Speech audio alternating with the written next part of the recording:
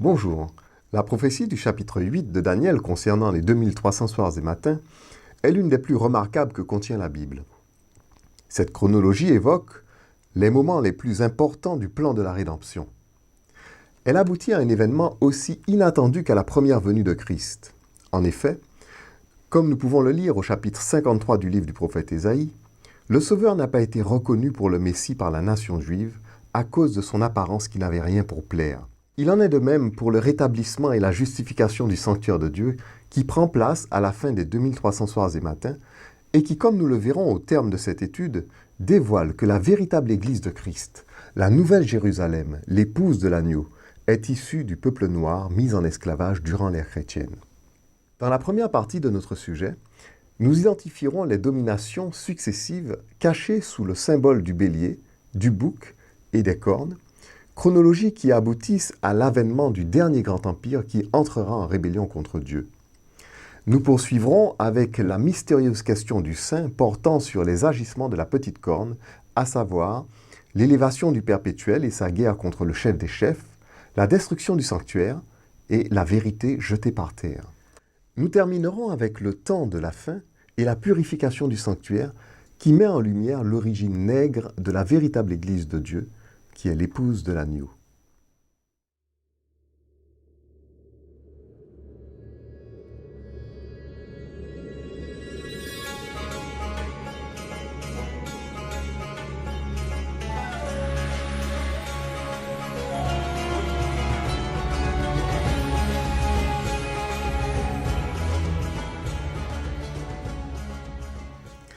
La domination babylonienne, où le peuple hébreu était en exil, touchait à sa fin sous le règne de Belshazzar. Belshazzar régna de 550 à 539 avant Jésus-Christ. C'est donc vers 547 avant Jésus-Christ que Daniel reçut cette vision. La troisième année du règne du roi Belshazzar, moi, Daniel, j'eus une vision, outre celle que j'avais eue précédemment. Lorsque j'eus cette vision, il me sembla que j'étais à Suse, la capitale, dans la province d'Élam, et pendant ma vision, je me trouvais près du fleuve du Laï. Dans ce même chapitre, au verset 20, l'ange Gabriel donne au prophète l'explication de ce symbole. Le bélier que tu as vu, et qui avait des cornes, ce sont les rois des Mèdes et des Perses. Le royaume médo-perse venu de l'Est conquit le royaume babylonien à l'Ouest, le royaume macédonien au Nord, et l'Égypte au sud. Les Médo-Perses régnèrent de 539 à 331 avant Jésus-Christ. Nous devons retenir que ce royaume fut le plus clément de tous ceux qui dominèrent la Palestine.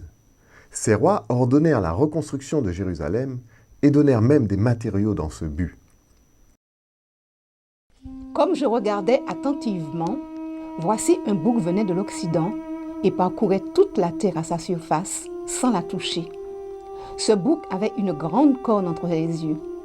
Il arriva jusqu'au bélier qui avait des cornes et que j'avais vu se tenant devant le fleuve, et il courut sur lui dans toute sa fureur. Je le vis qui s'approchait du bélier et s'irritait contre lui. Il frappa le bélier et lui brisa les deux cornes, sans que le bélier eût la force de lui résister. Et il le jeta par terre et le foula, et il n'y eut personne pour délivrer le bélier. L'ange Gabriel nous éclaire aussi sur ce symbole. Au verset 21 de Daniel 8, il nous dit « Le bouc, c'est le roi de Javan. La grande corne entre ses yeux, c'est le premier roi. » Daniel chapitre 8, verset 21. Javan est le nom antique de la Grèce. Le premier roi dont il est question, c'est Alexandre le Grand. Ce dernier s'empara de Suse, la capitale médo-perse, en 331 avant Jésus-Christ. Ce bouc semble voler à la surface de la terre pour signifier la rapidité des conquêtes d'Alexandre le Grand. Il étendit son royaume jusqu'aux frontières de l'Inde. Ce dernier mourut à Babylone en 323 avant Jésus-Christ. Le bouc devint très puissant, mais lorsqu'il fut puissant, sa grande corne se brisa. 4 grandes cornes s'élevèrent pour la remplacer aux 4 vents des cieux. Pour expliquer ce nouveau symbole, l'ange Gabriel nous dit au verset 21 et 22 « Les 4 cornes qui se sont élevées pour remplacer la corne brisée ce sont 4 royaumes qui s'élèveront de cette nation. Daniel vit ainsi 4 royaumes se former en lieu et place du royaume d'Alexandre le Grand aux 4 vents des cieux, c'est-à-dire aux 4 points cardinaux. Le royaume de Macédoine au nord, le royaume de Ptolémée au sud, le royaume des Séleucides à l'est, le royaume de Pergame à l'ouest. Ces royaumes dominèrent de 323 à 168 avant Jésus-Christ. De l'une d'elles sortit une petite corne qui s'agrandit beaucoup vers le midi, vers l'Orient et vers le plus beau des pays. La traduction rendue par de l'une d'elles au début de cette citation est inadéquate, car elle suggère la naissance d'une nouvelle hégémonie grecque à partir de l'une des 4 existantes déjà, et qui serait, d'après la description de la petite corne, une superpuissance plus terrible que les 4 grandes cornes. Or, l'histoire du monde grec ne mentionne aucune superpuissance qui ait pris naissance de l'un des 4 royaumes qui succédèrent à Alexandre le Grand et qui aurait dominé entièrement les autres puissances grecques. La traduction correcte de l'expression Aachat Mehem, rendue par de l'une d'elles, suggère plutôt que la petite corne sort des vents des cieux et non des 4 grandes cornes. On devrait traduire de l'une d'eux plutôt que de l'une d'elles, vent étant féminin en hébreu et cieux masculin. En prenant un synonyme féminin du mot vent en français, comme le mot brise par exemple, l'expression donnerait de l'une des brises des cieux. La petite corne sort donc de l'un des vents des cieux, c'est-à-dire de l'un des 4 points cardinaux. Le fait que la petite corne sorte de l'un des 4 vents, d'où sont sorties les puissances grecques, indique que cette dernière est une puissance contemporaine des 4 grandes cornes grecques. La puissance qui renversa les 4 royaumes grecs et leur succéda historiquement est l'Empire romain. C'est de l'Ouest que Daniel voit apparaître et grandir une hégémonie ravageuse qu'il nous décrit comme une petite corne qui s'agrandit beaucoup. Après la guerre menée contre les Samnites, qui s'achève par la victoire des Romains en 290 avant Jésus-Christ, la petite République de Rome unifie l'Italie centrale. Dès lors, conformément à la prophétie de Daniel 8, Rome s'attaque aux puissances du sud. D'abord les puissances grecques établies à Tarente au sud de l'Italie, puis les Carthaginois en Afrique. Elle poursuit son extension en direction des puissances grecques en Orient et prend Jérusalem dans le plus beau des pays en 63 avant Jésus-Christ, accomplissant ainsi la prophétie. Nous avons identifié la petite corne comme étant l'Empire romain. Cette petite corne est l'objet central de la prophétie du chapitre 8 de Daniel. Si nous mettons en parallèle les chaînes prophétiques des chapitres 2, 7 et 8 de Daniel, nous verrons que l'Empire romain est la dernière domination mondiale qui s'élèvera contre Dieu et contre son peuple. En effet, la dernière puissance de ces 3 chaînes prophétiques est décrite comme une domination ravageuse qui, à terme, sera confrontée à l'avènement du royaume de Dieu. C'est là une figure de l'hégémonie occidentale qui naît avec la Rome antique et qui se poursuit de nos jours avec une Europe se réclamant de la culture romaine et portant les caractéristiques de l'impérialisme romain. Dans les chapitres 2 et 7 de Daniel, l'Empire romain est symbolisé successivement par les jambes de fer de la statue, ayant les pieds et leurs orteils, leurs 10 orteils en partie de fer et d'argile, et par la bête indescriptible portant les 10 cornes. Les 10 orteils et les 10 cornes symbolisent les tribus barbares qui mirent fin à l'Empire romain et qui, tout en conservant la culture et les institutions romaines, donnèrent naissance à l'Europe contemporaine. La présence du fer dans l'argile des pieds représente le prolongement de Rome jusqu'à notre époque contemporaine. L'Occident chrétien qui domine le monde aujourd'hui est donc l'héritier de l'impérialisme romain.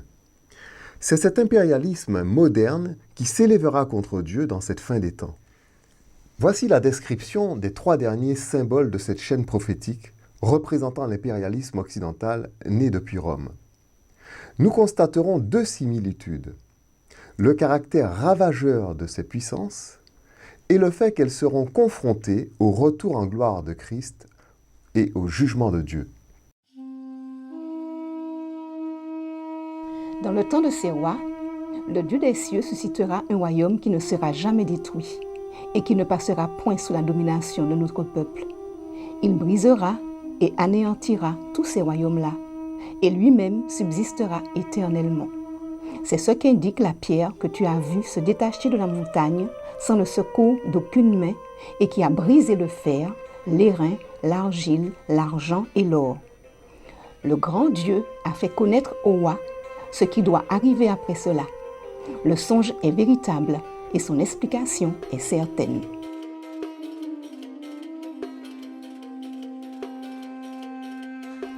Puis viendra le jugement et on lui ôtera sa domination qui sera détruite et anéantie pour jamais. Le règne, la domination et la grandeur de tous les royaumes qui sont sous les cieux seront donnés au peuple des saints du Très-Haut. Son règne est un règne éternel et tous les dominateurs le serviront et lui obéiront.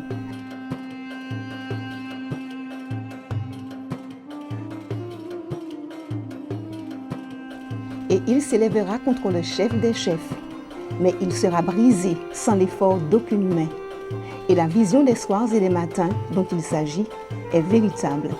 Pour toi, tiens secrète cette vision, car elle se rapporte à des temps éloignés. Nous avons identifié le dernier grand empire qui entrera en rébellion contre Dieu. Il entre en scène avec la Rome antique et se prolonge dans l'impérialisme occidental.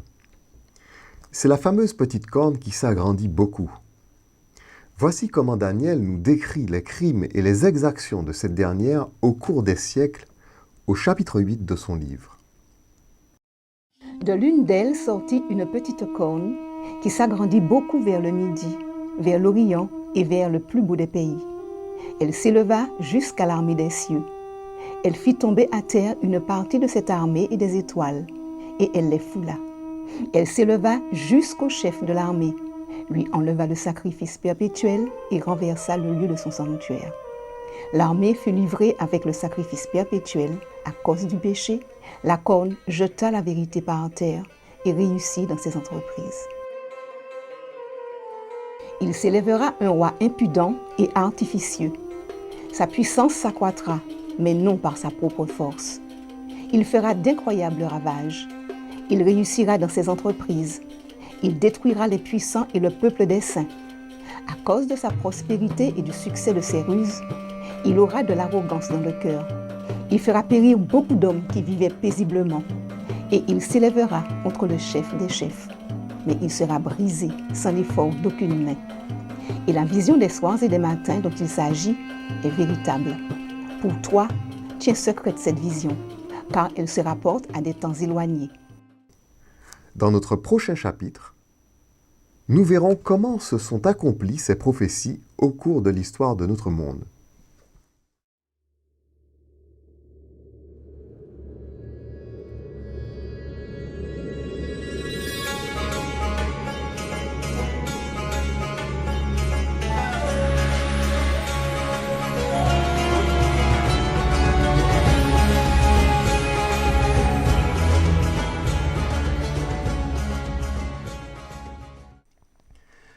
Nous avons identifié la petite corne, principal acteur du chapitre 8 de Daniel, et nous avons pris connaissance de ses actes dévastateurs et de son action contre Dieu et contre son peuple. Il s'agit de la domination occidentale de la Rome antique à nos jours. Au versets 13 et 14 de Daniel 8, deux êtres saints entrent en conversation au sujet d'une importante question touchant les actions de cette petite corne. J'entendis parler un saint, et un autre saint dit à celui qui parlait: pendant combien de temps s'accomplira la vision sur le sacrifice perpétuel et sur le péché dévastateur? Jusqu'à quand le sanctuaire et l'armée seront-ils foulés? Et il me dit: 2300 soirs et matins, puis le sanctuaire sera purifié. Nous allons nous intéresser maintenant à la compréhension et à la portée des actions de la petite corne mises en exergue par la question du saint. La première chose qui nous saute aux yeux à la lecture de la question du saint, c'est le parallèle évident que cette dernière présente avec les actions de la petite corne. Voici un tableau qui souligne clairement ce parallèle. À gauche, dans notre tableau, la question du saint. Pendant combien de temps s'accomplira la vision sur le perpétuel, le péché dévastateur, le sanctuaire foulé, l'armée foulée?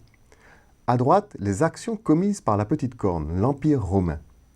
Perpétuel enlevé au chef des chefs, vérité jetée par terre, destruction des puissants, incroyable ravage, sanctuaire renversé, armée livrée. Dans son livre « Le soupir de la terre », à la page 179, édition Vie et Santé, Jacques Doucan, éminent théologien adventiste, fait clairement mention de ce parallèle. Voici ce qu'il nous dit. Pratiquement tous les mots utilisés dans ce verset sont repris de la vision précédente. Vision, perpétuelle, péché, livré, sanctuaire, armée, foulée. Cette question renvoie donc aux agissements de la petite corne. À travers la référence au perpétuel et à tout ce qui s'y rattache, péché, livré, sanctuaire, loi, etc., on perçoit l'allusion à son usurpation de Dieu. À travers la référence à l'armée et à tout ce qui s'y rattache, fit tomber, foulée, on devine une allusion à ces persécutions contre les saints. Jusqu'à quand tout cela devrait-il durer? Jusqu'à quand? Ad matai. La question du saint porte sur la durée des exactions de la petite corne. Dans cette question, seuls les actes de la petite corne sont mentionnés. Nul autre empire ou royaume n'est évoqué. Les 2300 soirs et matins donnés en réponse par l'autre saint ne concernent donc que la période de domination de la petite corne. La théologie adventiste du 7e jour fait démarrer cette période de 2300 soirs et matins sous l'empire médo-perse en 457 avant Jésus-Christ, date du décret de reconstruction de Jérusalem au retour de Babylone. Cela apparaît littéralement comme un hors-sujet, lorsqu'on considère le parallèle clairement défini dans les Écritures entre la question du saint et les actions de la petite corne. Pour arriver à une telle conclusion, les pionniers adventistes ont défini le perpétuel par l'hostilité et la rébellion perpétuelle ou encore continuelle des nations contre Dieu et son peuple. Cela leur permettait d'étendre la question du saint au-delà de son parallèle avec la petite corne et d'y inclure toutes les nations hostiles à Dieu et à son peuple. Voici ce que déclare Uriah Smith, un des pionniers de l'adventisme, dans son livre « La réponse de l'histoire aux prophéties de Daniel », page 55.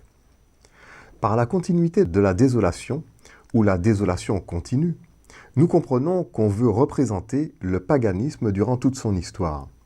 La Médo-Perse était païenne, la Grèce était païenne, Rome dans sa première phase était païenne, tous sont englobés dans le continu. Contrairement aux propos d'Uriah Smith, le royaume médo-perse et l'empire romain, tous deux mentionnés dans Daniel chapitre 8, apparaissent dans la Bible et dans l'histoire en parfaite opposition l'un vis-à-vis de l'autre. En effet, l'empire médo-perse fut un royaume très clément vis-à-vis du peuple d'Israël. Loin d'avoir enlevé le perpétuel et foulé le sanctuaire de Dieu, l'empire médo-perse a contribué au rétablissement du perpétuel et du sanctuaire. La Bible témoigne de la bienveillance des rois perses envers Israël, comme nous pouvons le lire dans le livre d'Esdras. Ainsi parle Cyrus, roi des Perses. L'Éternel, le Dieu des cieux, m'a donné tous les royaumes de la terre, et il m'a commandé de lui bâtir une maison à Jérusalem en Juda. Qui d'entre vous est de son peuple? Que son Dieu soit avec lui, et qu'il monte à Jérusalem en Juda et bâtisse la maison de l'Éternel, le Dieu d'Israël. C'est le Dieu qui est à Jérusalem. Dans tout lieu où séjournent des restes du peuple de l'Éternel, les gens du lieu leur donneront de l'argent, de l'or, des effets et du bétail, avec des offrandes volontaires pour la maison de Dieu qui est à Jérusalem. Dans l'archéologie également, on trouve des preuves de la bienveillance des rois perses vis-à-vis d'Israël et des peuples retenus captifs à Babylone. Le nouveau dictionnaire interactif des éditions Emmaüs nous rapporte ce qui suit. L'édit ordonnant de restituer de nombreuses idoles étrangères à leur sanctuaire d'origine, dont il est question plus haut dans cet article, se trouve inscrit sur le cylindre de Cyrus. Ce cylindre raconte comment Cyrus est entré pacifiquement à Babylone comme un ami, avec l'accord des Babyloniens et selon la volonté du dieu Marduk. Cyrus souhaite que tous les dieux à qui il permet le retour dans leur sanctuaire d'origine, avec les déportés maintenant libérés, prient pour lui. En conclusion, contrairement à la théorie d'Uriah Smith, si certains royaumes païens se sont acharnés contre Dieu et contre son peuple, ce ne fut pas le cas du royaume médo-perse, qui est à l'origine du rétablissement du temple juif et de ses offices. Pour bien comprendre la question du saint, il est essentiel de bien noter qu'elle se rapporte exclusivement aux actions de la petite corne et à aucun autre empire ou royaume, et moins encore à la domination médo-perse, comme nous venons de le voir. Une traduction plus littérale du texte nous donnera une meilleure compréhension de cette prophétie. Voici celle de l'Ancien Testament interlinéaire hébreu-français. Jusqu'à quand cette vision, le perpétuel et la révolte qui dévaste pour donner, et le lieu saint, et l'armée un piétinement. Et il dit à moi, jusqu'à des soirs, des matins, 2300, et sera justifié le lieu saint. La préposition « jusque » marque le terme d'une action. Dans le cas de la question du saint, l'action dont on demande le terme est précisée dans le texte et concerne uniquement la petite corne. Cela implique que la période de 2300 soirs et matins, donnée en réponse à la question du saint, a son point de départ au début des actions de la petite corne mentionnées dans ce texte. Intéressons-nous donc au point de départ de cette chronologie prophétique. Traduit littéralement, la question du saint nous dit « Jusqu'à quand cette vision, le perpétuel, et la révolte qui dévaste pour donner ?» Nous trouvons cela dans Daniel, chapitre 8, verset 13. C'est dans l'expression « la révolte qui dévaste pour donner » que se trouve la clé du point de départ des 2300 soirs et matins. Le mot hébreu « pécha », traduit par révolte, signifie également en hébreu crime, injustice. On pourrait traduire aussi le crime qui dévaste pour donner ou l'injustice qui dévaste pour donner. Le mot hébreu téti, traduit par pour donner, nétan, à l'infinitif construit, a aussi le sens de mettre, instituer, établir, comme instituer ou établir quelqu'un roi. C'est ce mot que nous trouvons dans 1 Samuel, chapitre 12, verset 13. « Voici, l'Éternel a mis, Nathan, sur vous un roi. » Dans la Rome antique, le titre de premier consul, et plus tard d'empereur, s'obtient grâce aux exploits guerriers. C'est par la guerre, l'injustice et le crime que Rome établit sa domination. L'empereur romain est un véritable chef de guerre. Comme nous l'avons vu, l'expression « la révolte qui dévaste pour donner », énoncée dans la question du saint, signifie la révolte qui dévaste pour instituer, pour établir. Or, d'après le texte de Daniel 8, c'est au moment où Rome commence son extension en direction des puissances dominantes de l'époque, vers le sud premièrement, puis vers l'est, et le plus beau des pays, que commencent les guerres qui lui permettront d'établir sa domination. Dans la première partie de notre sujet, nous avons noté que c'est après avoir unifié l'Italie centrale au terme des guerres contre les Samnites au sud en 290 avant Jésus-Christ, que Rome commence son extension en direction du sud et de l'est, où sont établies les puissances grecques dominantes de l'époque. 290 avant Jésus-Christ est donc le point de départ des dévastations de la petite corne et par conséquent celui des 2300 soirs et matins. Notons que la durée de 2300 soirs et matins, contenue dans la réponse donnée par l'autre saint, englobe les guerres successives de Rome vers le sud et l'est, signifiées par la révolte qui dévaste pour donner, guerre qui établirent la domination romaine. Outre les guerres qui consistaient à établir l'hégémonie romaine sur le monde antique, un autre conflit plus important encore se cachait derrière les actions de la petite corne. Une véritable guerre entre Satan et Jésus, le sauveur du monde, le chef des chefs. Cela implique que sous le symbole de cette petite corne se cache également Satan, le grand chef d'orchestre de la rébellion. Nous le découvrirons dans l'étude des actions de la petite corne contre le chef des chefs et le perpétuel. Comme nous allons le voir, le perpétuel fait bien référence au sacrifice. Elle, mis pour la petite corne, s'éleva jusqu'au chef de l'armée, lui enleva le sacrifice perpétuel et renversa le lieu de son sanctuaire. Daniel 8, verset 11. C'est ce que nous lisons dans la version Louis II de la Bible. Plus littéralement, cela donne « Elle s'agrandit jusqu'au chef de l'armée et de lui érigea » ou encore « éleva » le perpétuel et renversa le lieu de son sanctuaire. Il faut voir que le mot généralement traduit par « fut enlevé » forme ophale ou rame au sujet du sacrifice perpétuel est en réalité, dans le texte hébreu, à la forme iphil, érim, et signifie littéralement lever, soulever, ériger, élever. Voici deux extraits de la traduction hébraïque. Dans celle de l'Ancien Testament interlinéaire hébreu-français, le mot érim, forme iphil, est souligné en rouge. C'est le mot qui apparaît dans le texte original. Le mot Uram, forme ophale, que nous avons barré en rouge, signifie être enlevé et a été substitué au mot érim par souci de donner du sens à la phrase.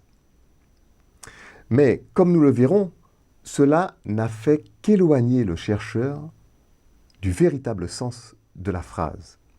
Dans notre deuxième extrait tiré de l'Hebrew Old Testament Trinitarian Bible Society, seul le mot érim, forme iphil, figure dans le texte. Il signifie ériger, soulever, élever. En somme, la véritable traduction de ce verset est « Elle s'agrandit jusqu'au chef de l'armée et de lui érigea ou éleva le perpétuel. » Il ne s'agit donc pas de l'enlèvement du perpétuel, mais de son érection, de son élévation. Cela nous rappelle une parole de Jésus dans Jean chapitre 12, verset 32.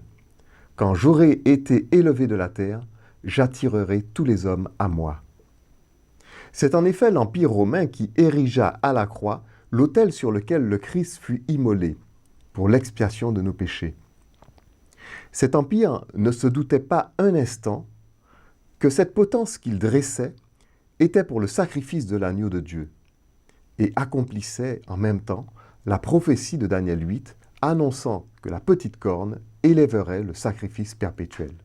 L'expression « élevé de la terre » était bien connue des Juifs depuis le temps de Moïse lorsqu'il éleva le serpent d'airain. Jésus avait déjà rappelé cet épisode dans Jean chapitre 3 verset 14. Et comme Moïse éleva le serpent dans le désert, il faut de même que le Fils de l'homme soit élevé, afin que quiconque croit en lui ait la vie éternelle. Car Dieu a tant aimé le monde qu'il a donné son Fils unique, afin que quiconque croit en lui ne périsse point, mais qu'il ait la vie éternelle.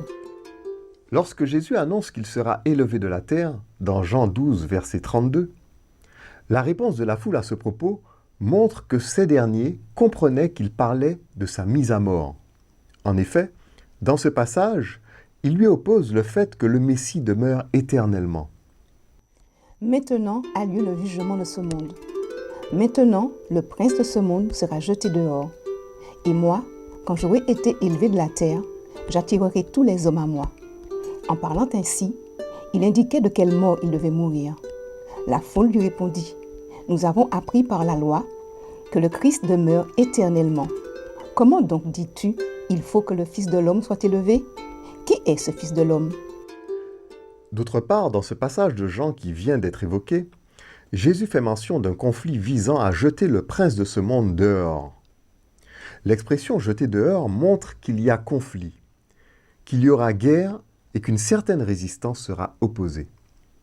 En effet, dans Daniel chapitre 8, outre la guerre que la petite corne fait aux puissants de ce monde, le texte montre qu'elle pousse le conflit jusqu'aux cieux, faisant la guerre au peuple de Dieu, ici-bas, et au chef des chefs dans les cieux. Elle s'éleva jusqu'à l'armée des cieux. Elle fit tomber à terre une partie de cette armée et des étoiles, et elle les foula. Elle s'éleva jusqu'au chef de l'armée, lui enleva le sacrifice perpétuel et renversa le lieu de son sanctuaire. L'armée fut livrée avec le sacrifice perpétuel à cause du péché. La corne jeta la vérité par terre et réussit dans ses entreprises. L'armée des cieux est composée non seulement des anges au service du chef des chefs, mais également du peuple de Dieu ici-bas. À l'époque où devait paraître le Messie, il s'agit du peuple juif. Les étoiles, dans le langage symbolique, peuvent désigner les anges, mais aussi les dirigeants de la nation juive, en la personne des sacrificateurs et des docteurs de la loi. Lorsqu'il est dit que la petite corne fit tomber à terre une partie de cette armée et des étoiles, et elle les foula, cela fait allusion à la grande majorité du peuple juif et de ses dirigeants entraînés par Satan et vaincus par l'incrédulité vis-à-vis de la personne de Jésus et de son œuvre messianique. Devenus esclaves de Satan, ce sont eux qui demandèrent que Jésus soit élevé de la terre sur une croix. Mais poursuivons l'étude de ce texte et nous verrons comment le chapitre 8 du livre de Daniel nous donne un résumé prophétique de l'histoire racontée dans les évangiles et dans les actes des apôtres.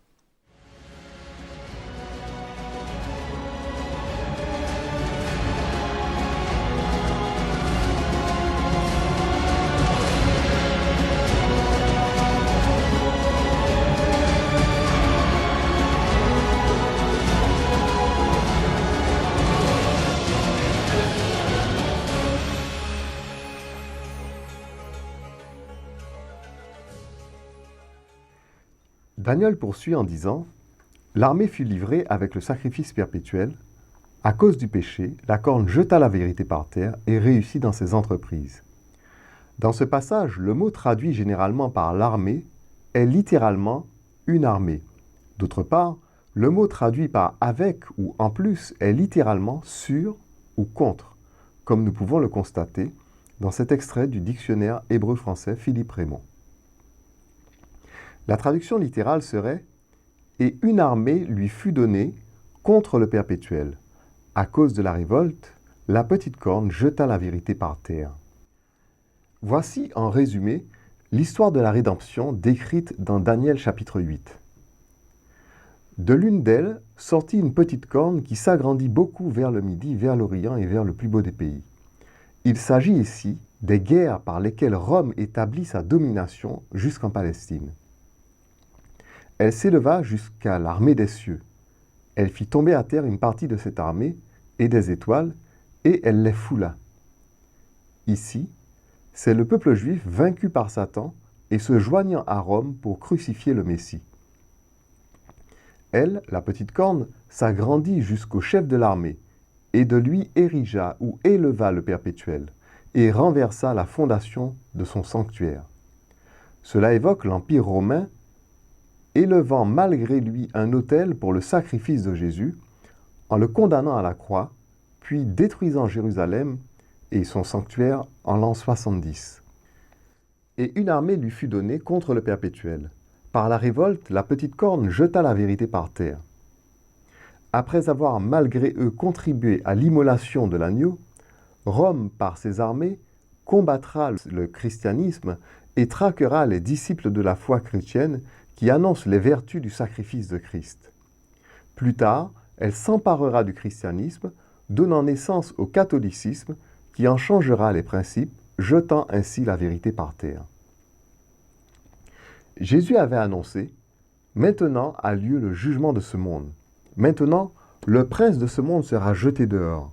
Et moi, quand j'aurai été élevé de la terre, j'attirerai tous les hommes à moi. » Jésus indiquait par là qu'à l'heure de sa crucifixion, un jugement aurait lieu, mais pas seulement, qu'un conflit entre lui et le prince de ce monde éclaterait. En effet, le livre de Daniel témoigne en son chapitre 9 qu'un jugement devait avoir lieu au temps de la crucifixion de Jésus. En disant le jugement de ce monde, Jésus fait ici allusion au monde romain de son époque et au peuple juif.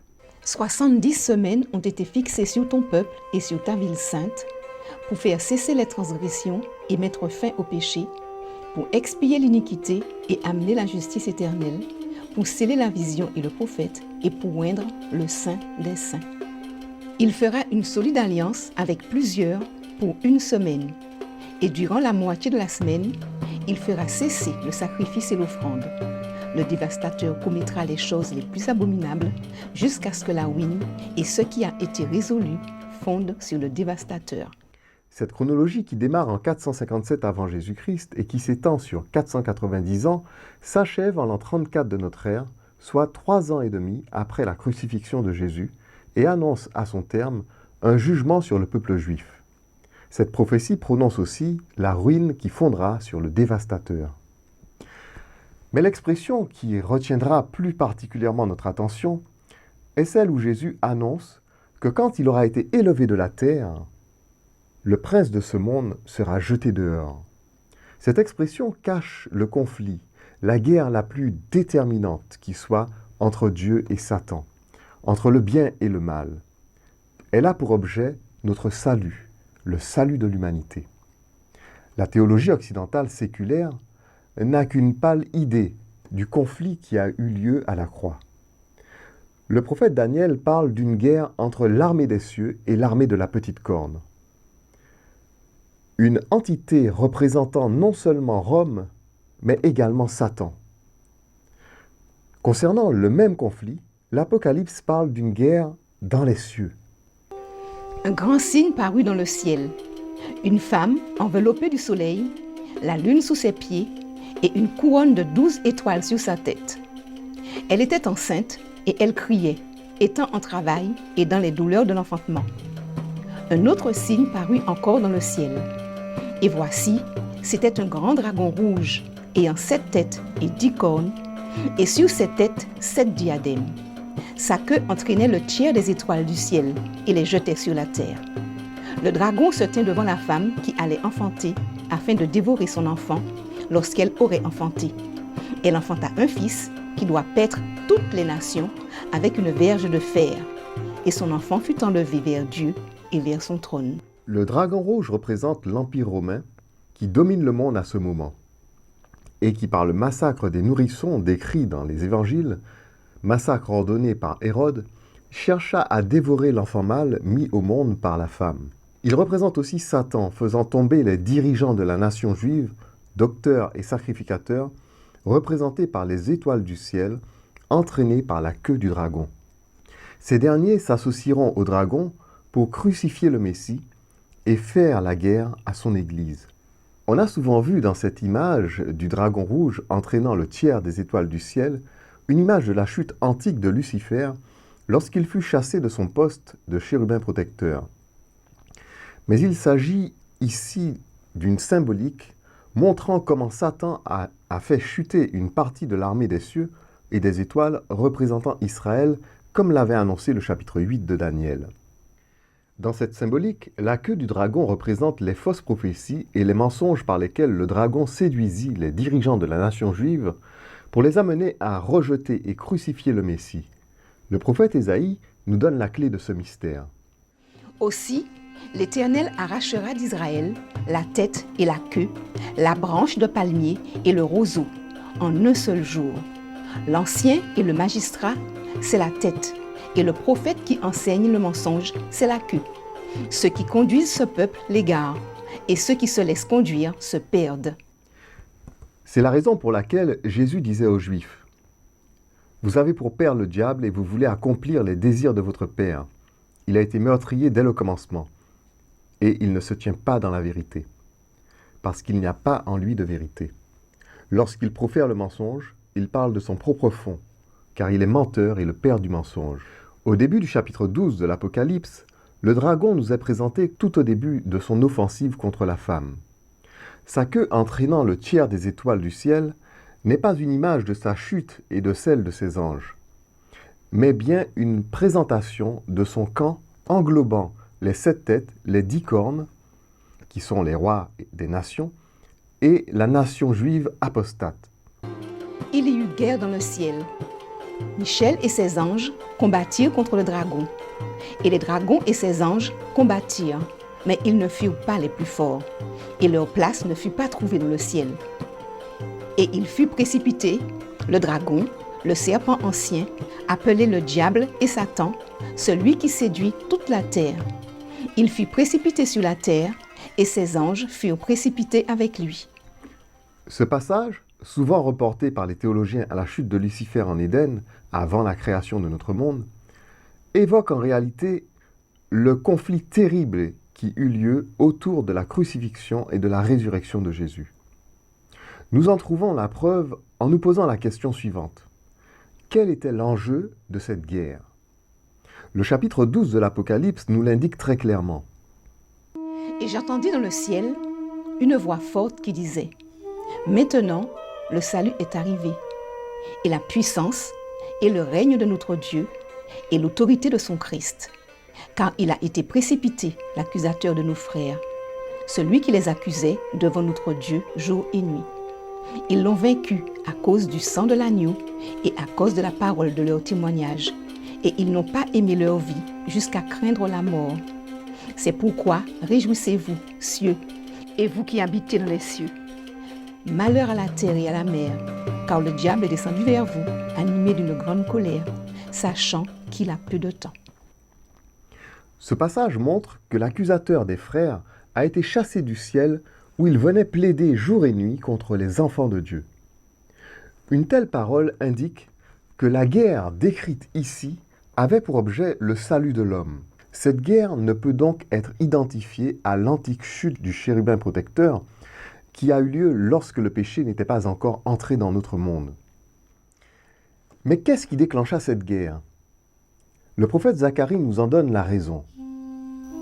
Il me fit voir Josué, le souverain sacrificateur, debout devant l'ange de l'Éternel, et Satan qui se tenait à sa droite pour l'accuser. L'Éternel dit à Satan, « Que l'Éternel te réprime, Satan, que l'Éternel te réprime, lui qui a choisi Jérusalem. N'est-ce pas là un tison arraché du feu? » Or, Josué était couvert de vêtements sales, et il se tenait debout devant l'ange. L'ange, prenant la parole, dit à ceux qui étaient devant lui, « ôtez-lui les vêtements sales. » Puis il dit à Josué, « Vois, je t'enlève ton iniquité, et je te revêts d'habits de fête. Je dis qu'on mette sur sa tête un turban pur. » Et ils mirent un turban pur sur sa tête, et ils lui mirent des vêtements. L'ange de l'Éternel était là. Nous avons ici une image prophétique du ministère accompli par Jésus. Après sa crucifixion et sa descente au séjour des morts, Jésus comparut devant le tribunal de Dieu couvert de vêtements sales à cause de nos péchés dont il s'était chargé. Satan se présenta aussi en vue non seulement d'accuser Jésus, qu'il pensait avoir vaincu, mais en vue de nous accuser, nous également, persuadés qu'il avait fait échouer le plan du salut de l'humanité. Mais Jésus ne pouvait être condamné à cause de sa vie juste. Et ceux qui avaient espéré en lui ne pouvaient non plus être condamnés à cause du châtiment que Jésus avait subi, non pour lui-même, car il était juste, mais pour les pécheurs repentants que nous sommes. Lorsque l'ennemi constata sa défaite, il manifesta son mécontentement et entra de nouveau en guerre contre Dieu. C'est à ce moment que l'accusateur des frères et ses anges furent précipités sur la terre, animés d'une grande colère. Dès lors, Jésus a inauguré pour nous un libre accès dans le sanctuaire de Dieu. Et Dieu a remis tout jugement à son Fils, qui juge avec miséricorde tous les pécheurs repentants. C'est ce que montre la déclaration faite à Josué dans Zacharie chapitre 3, et que commente aussi l'auteur de l'Épître aux Hébreux. L'ange de l'Éternel fit à Josué cette déclaration. « Ainsi parle l'Éternel des armées. Si tu marches dans mes voies, et si tu observes mes ordres, tu jugeras ma maison, et tu garderas mes parvis, et je te donnerai libre accès parmi ceux qui sont ici. Ainsi donc, frères, puisque nous avons, au moyen du sang de Jésus, une libre entrée dans le sanctuaire par la route nouvelle et vivante qu'il a inaugurée pour nous au travers du voile, c'est-à-dire de sa chair, et puisque nous avons un souverain sacrificateur établi sous la maison de Dieu, approchons-nous avec un cœur sincère, dans la plénitude de la foi, les cœurs purifiés d'une mauvaise conscience et le corps lavé d'une eau pure. » La bataille qui eut lieu à la croix était la plus déterminante de toutes les batailles. Si le plan de la rédemption avait échoué, l'humanité serait perdue et la crédibilité du Créateur serait remise en cause par toutes ses créatures. Si Christ avait été vaincu par l'ennemi, un chaos indescriptible régnerait dans l'univers entier. La victoire à la croix conditionnait la victoire dans toutes les batailles à venir. La justice et la miséricorde de Dieu a été amplement démontrée aux yeux de tout l'univers. Et la liberté qu'il nous offre dans le cadre et dans les liens de la justice de sa loi d'amour a été reconnue comme la seule vraie solution à un monde pacifique et éternel. La guerre entre le bien et le mal n'est pas achevée. La Bible déclare « Et le dragon fut irrité contre la femme et s'en alla faire la guerre au reste de sa postérité, à ceux qui gardent les commandements de Dieu et qui ont le témoignage de Jésus. » Nous sommes en guerre contre Satan et contre ses armées, et nous approchons de la bataille d'Armageddon.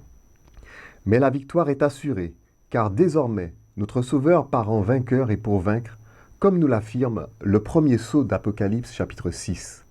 Ainsi, le salut de l'humanité et l'honneur du Dieu de miséricorde étaient l'unique objet de l'effroyable guerre décrite dans Daniel 8 et Apocalypse 12. Dans cette deuxième partie, nous avons mis en évidence le point de départ des 2300 soirs et matins, ainsi que la guerre la plus déterminante du plan du salut. La troisième partie de notre sujet portera sur la notion de temps de la fin dans Daniel 8 et le point d'aboutissement des 2300 soirs et matins.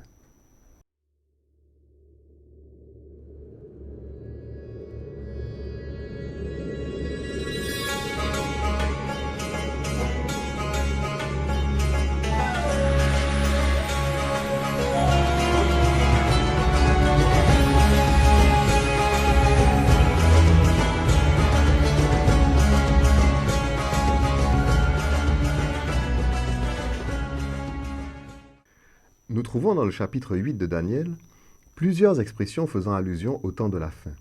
Il me dit, sois attentif, fils de l'homme, car la vision concerne un temps qui sera la fin. Daniel 8, verset 17. Puis il me dit, je vais t'apprendre ce qui arrivera au terme de la colère, car il y a un temps marqué pour la fin. Daniel 8, verset 19. Et la vision des soirs et des matins dont il s'agit est véritable. Pour toi, tiens secrète cette vision, car elle se rapporte à des temps éloignés. Daniel 8, verset 26. Les théologiens qui interprètent généralement ces passages en font une seule et même chose, qui évoquerait de manière absolue le même instant. Nous verrons dans ce chapitre que le temps de la fin est découpé en étapes spécifiques, signifiées par des expressions bien particulières. Les différentes expressions que nous avons mises en gras dans ces textes désignent chacune un aspect différent du temps de la fin. Nous commencerons par la dernière, celle de Daniel, chapitre 8, verset 26. Et la vision des soirs et des matins dont il s'agit est véritable. Pour toi, tiens secrète cette vision, car elle se rapporte à des temps éloignés. L'ange dit ici la vision des soirs et des matins. Il s'agit donc des 2300 soirs et matins dans leur ensemble. Puis il ajoute cette vision est pour des temps éloignés. Il est assez clair ici que c'est l'ensemble de la vision des 2300 soirs et matins qui est dite pour des temps éloignés et pas que son aboutissement comme le pensent certains. Si l'ensemble de la vision des 2300 soirs et matins, de son début à son terme, est pour des temps éloignés, la bonne question serait éloigné de quoi ou de qui? La seule réponse valable, celle qui coule de source, est que cette vision, celle des 2300 soirs et matins, est pour des temps éloignés de l'époque de Daniel et par conséquent éloignée de celle du royaume médo-perse sous lequel vécut le prophète Daniel. Si nous tenons compte que les faits évoqués dans la question du saint se rapportent essentiellement à la petite corne et que les 2300 soirs et matins commencent avec ses conquêtes vers le sud en 290 avant Jésus-Christ, alors nous constatons que 257 ans séparent l'accomplissement de la vision des 2300 soirs et matins de l'époque où Daniel reçut la vision. Daniel reçut cette vision 8 ans avant que les Perses ne s'emparent de Babylone en 539 avant Jésus-Christ. L'accomplissement de cette vision est donc séparé du temps de la domination médo-perse de 249 ans. D'autre part, 167 ans séparent le décret d'Artaxerxès, ordonnant de rebâtir Jérusalem, de la puissance romaine qui apparaît au début des 2300 soirs et matins et qui plus tard détruira le sanctuaire. Les adventistes soutiennent que la date du décret de reconstruction émis par Artaxerxès, roi des Perses en 457 avant Jésus-Christ, est le point de départ des 2300 soirs et matins. Si tel était le cas, cette vision ne serait éloignée ni de Daniel, ni du règne médo-perse. Ils basent leurs propos sur Daniel chapitre 9 verset 24. 70 semaines ont été fixées sur ton peuple et sur ta ville sainte pour faire cesser les transgressions. Pour étayer leur affirmation, ils soutiennent que le mot khatak au nifal, traduit par être fixé ou être déterminé, signifierait littéralement retranché de ou coupé. Uriah Smith déclare dans la réponse de l'histoire aux prophéties de Daniel, page 68, « La parole fixée qui se trouve dans cette phrase est une traduction de l'hébreu nechatak, qui est basé sur un radical primitif que Strong définit comme signifiant coupé, c'est-à-dire, au sens figuré, décrété, déterminé, ce dernier par implication. » Dans la tragédie des siècles d'Ellen G. White, une des pionnières adventistes, nous lisons le commentaire suivant concernant ce passage. Le verbe traduit ici par déterminer signifie littéralement retrancher. La tragédie des siècles, page 352. Mais contrairement à ce qu'affirme Uriah Smith, il se trouve que le dictionnaire Strong définit le mot khatak lui-même comme étant une racine primaire. Il ne saurait donc venir de la racine kara, qui signifie couper en hébreu. De plus, les dictionnaires en général ne comportent aucune définition disant que khatak signifierait retrancher ou couper à la forme nifal. Si nous cherchons un parallèle entre la question du saint et le chapitre 9 de Daniel, où se trouve la chronologie des 70 semaines donnée par l'ange Gabriel, nous ne trouverons pas ce parallèle dans la date du décret de reconstruction de Jérusalem. Voici un tableau qui établit un parallèle entre le chapitre 8 et le chapitre 9 de Daniel. Si nous lisons le chapitre 9 de Daniel concernant les 70 semaines, nous constaterons que le seul parallèle qui peut être établi avec la question du saint se trouve dans la venue d'un personnage décrit comme le chef d'un peuple qui viendra, que nous avons placé dans la colonne de droite. Notons que ce chef n'existe pas encore au moment du décret de reconstruction de Jérusalem en 457 avant Jésus-Christ, mais que d'après Daniel 9, il apparaît vers la fin des 70 semaines. Les actions de ce personnage montrent qu'il s'agit de l'Empire romain, la petite corne de Daniel 8. Les faits énoncés dans la question du saint se retrouvent dans les actes de ce chef d'un peuple qui viendra vers la fin des 70 semaines décrites au chapitre 9 de Daniel. Le verset 26 de Daniel chapitre 9 fait mention du Messie retranché et de la cessation du sacrifice. Nous y voyons aussi une allusion à la destruction du sanctuaire. Le verset 27, lui, nous parle de la guerre et des abominations commises par ce potentat. En conclusion, cette vision des 2300 soirs et matins, dite pour des temps éloignés, ne devait prendre place qu'à la venue de la petite corne, l'Empire romain. Elle ne concerne le royaume médo-perse en aucune manière. Nous allons parler maintenant de l'expression « un temps qui sera la fin ». Il me dit « Sois attentif, fils de l'homme, car la vision concerne un temps qui sera la fin. » Daniel 8, verset 17. Cette expression indique que la vision des 2300 soirs et matins concerne le temps de la fin. Cela signifie que le temps qui s'étale du début de cette vision, c'est-à-dire de l'avènement de la petite corne, jusqu'à la venue du royaume de Dieu, est appelé dans la Bible « temps de la fin ». Ce temps est marqué par l'arrivée du dernier grand empire en rébellion contre Dieu.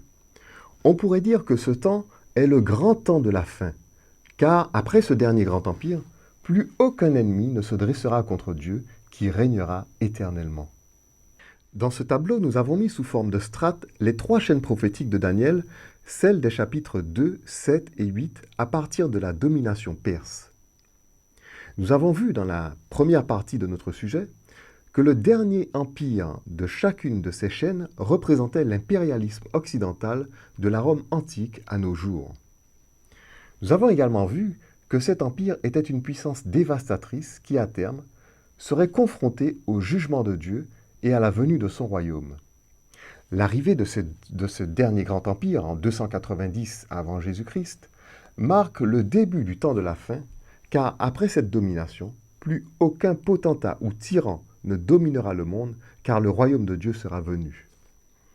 En proclamant « Repentez-vous, car le royaume des cieux est proche », Jean le Baptiste, Jésus et plus tard ses disciples, maintenaient vivante dans l'esprit de tous la certitude que nous sommes dans le temps de la fin et que toutes les générations nées sous le dernier grand empire prophétique qui devait paraître avant le royaume des cieux sont participantes de ce temps de la fin. Ainsi, Dieu a voulu que depuis l'avènement de la petite corne, l'humanité garde constamment à l'esprit que nous sommes dans le temps de la fin. Les disciples de Christ et toutes les générations qui suivirent ont depuis lors toujours cru que la fin est proche et n'ont eu de cesse de hâter par leur zèle la venue du royaume des cieux. C'est sous ce dernier grand empire que le Saint-Livre s'est répandu sur toute la terre et en toute langue, préparant ainsi l'heure de la dernière épreuve qui scellera le sort de chacun pour l'éternité. Petits enfants, c'est la dernière heure.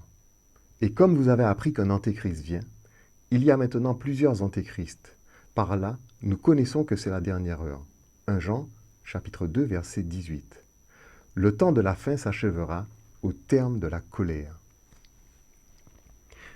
Puis il me dit, « Je vais t'apprendre ce qui arrivera au terme de la colère, car il y a un temps marqué pour la fin. » Daniel, chapitre 8, verset 19. L'expression « terme de la colère » fait allusion aux 7 derniers fléaux qui, dans le livre de l'Apocalypse, marquent la fin du règne de Satan sur ce monde et son enchaînement dans l'abîme pour 1000 ans avant sa destruction définitive. Mais l'expression qui devrait le plus attirer notre attention est celle signifiée par « le temps marqué pour la fin ». Cette expression est un signe prophétique majeur pour chaque croyant de notre génération, car elle nous indique que nous vivons à proximité du temps de la colère de Dieu et nous invite à la plus grande vigilance. Cette expression, nous la retrouvons 3 fois de suite dans le livre de Daniel, une fois au chapitre 8 et 2 fois au chapitre 11. Puis il me dit, « Je vais t'apprendre ce qui arrivera au terme de la colère, car il y a un temps marqué pour la fin. » Daniel 8, verset 19. Les 2 rois chercheront en leur cœur à faire le mal, et à la même table, ils parleront avec fausseté. Mais cela ne réussira pas, car la fin n'arrivera qu'au temps marqué. Daniel 11, verset 27. Quelques-uns des hommes sages succomberont, afin qu'ils soient épurés, purifiés et blanchis, jusqu'au temps de la fin, car elle n'arrivera qu'au temps marqué. Daniel 11, verset 35.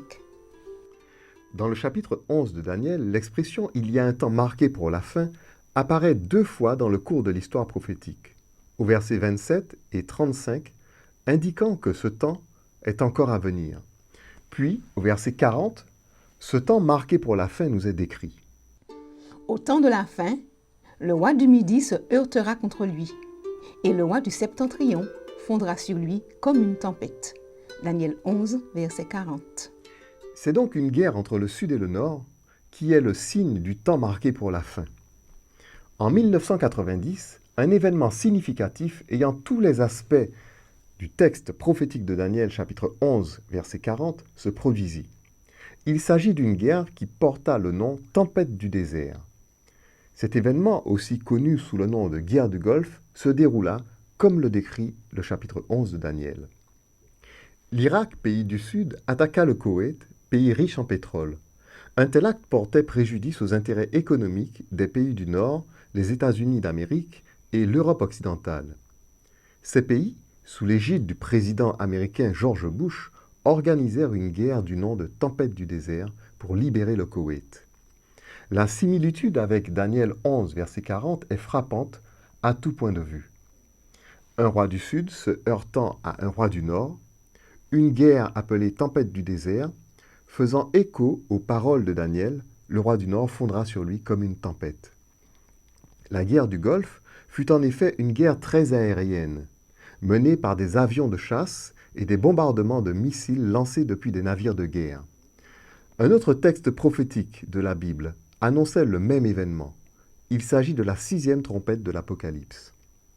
Le 6e ange sonna de la trompette, et j'entendis une voix venant des 4 cornes de l'autel d'or qui est devant Dieu, et disant au 6e ange qui avait la trompette, « Délie les 4 anges qui sont liés sur le grand fleuve d'Euphrate. » Et les 4 anges qui étaient prêts pour l'heure, le jour, le mois et l'année furent déliés afin qu'ils tuassent le tiers des hommes. 4 anges, tout comme 4 vents, désignent les 4 points cardinaux, comme dans Apocalypse chapitre 7, verset 1, ou Matthieu 24, verset 31.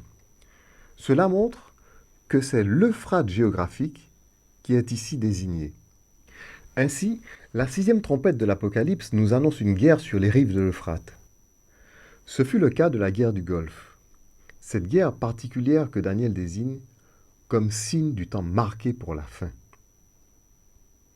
Depuis la première guerre du Golfe en 1990, le signe mentionné dans la 6e trompette annonçant la guerre sur les rives de l'Euphrate n'a eu de cesse de s'accomplir, avertissant les hommes que nous sommes entrés dans le temps marqué pour la fin.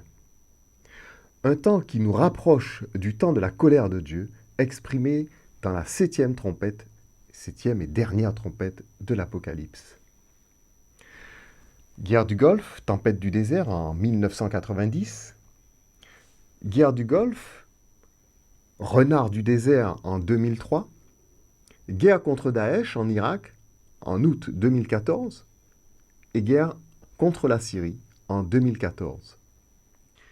Les 2300 soirs et matins correspondent à 2300 ans qui commencent en 290 avant Jésus-Christ avec l'arrivée du dernier grand empire en rébellion contre Dieu et s'achèvent dans le temps marqué pour la fin que nous sommes en train de vivre et qui a débuté en 1990 lorsqu'éclata le premier conflit sur les rives de l'Euphrate. En se basant sur le texte de la Genèse, dans Genèse chapitre 1 verset 5, définissant le jour par la succession d'un soir et de matin, il y eut un soir, il y eut un matin, ce fut le premier jour, on peut définir les 2300 soirs et matins comme étant 2300 jours prophétiques. Puis, en se basant sur le texte prophétique donnant pour valeur un an à un jour prophétique, comme l'indique Ézéchiel 4 verset 6, et Nombre chapitre 14 verset 34, on peut attribuer aux 2300 soirs et matins une valeur de 2300 ans. Le point de départ de cette chronologie étant 290 avant Jésus-Christ, 2300 moins 290 nous amène à l'année 2010 de notre ère, année qui tombe dans le temps marqué pour la fin, un temps marqué par des conflits sur les rives de l'Euphrate. C'est donc en 2010 de notre ère qu'a eu lieu la justification du sanctuaire annoncée par l'être saint de Daniel 8. Les adventistes soutiennent que 1844 est l'année où se sont achevés les 2300 soirs et matins et où a eu lieu la purification du sanctuaire, soit 146 ans avant que s'accomplisse le signe du temps marqué pour la fin, ce qui montre que leur interprétation est erronée. En 1844, à l'appel de William Miller, un évangélique baptiste croyant que la purification du sanctuaire correspondait au retour en gloire de Christ, des foules attendirent la fin du monde, mais en vain. Voulant corriger l'erreur commise par William Miller, l'adventisme a cru voir dans cette expérience l'accomplissement de la fête des expiations et a conclu qu'il y a bien eu une venue de Jésus, mais non pas sur la terre, mais dans le lieu très saint du sanctuaire céleste. Nous verrons dans la 4e partie de notre sujet que la purification du sanctuaire ne correspond pas à l'accomplissement du Kippour, jour des expiations. Si une prophétie s'est accomplie en 1844, il s'agirait plutôt de celle de la parabole des 10 vierges. En effet, en 1844, de nombreux chrétiens de toutes dénominations se rassemblèrent pour attendre le retour en gloire de Christ. Mais ils connurent la même déception que les 10 vierges de la parabole. Selon la prophétie, toutes s'assoupirent et s'endormirent. Les adventistes soutiennent que le cri de minuit s'est accompli en 1844, quasiment simultanément avec le temps de la déception correspondant à l'assoupissement des vierges. Mais c'est maintenant, au terme des 2300 soirs et matins, que se fait entendre le véritable cri de minuit qui, comme nous le verrons, nous parle bien des noces de l'agneau.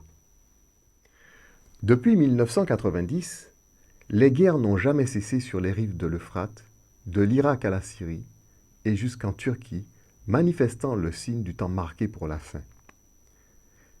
Cette année marque aussi la généralisation du téléphone portable et d'Internet qui ont profondément changé notre société, la disposant ainsi à la disparition de la monnaie fiduciaire et préparant le terrain à la marque de la bête décrite dans Apocalypse chapitre 13.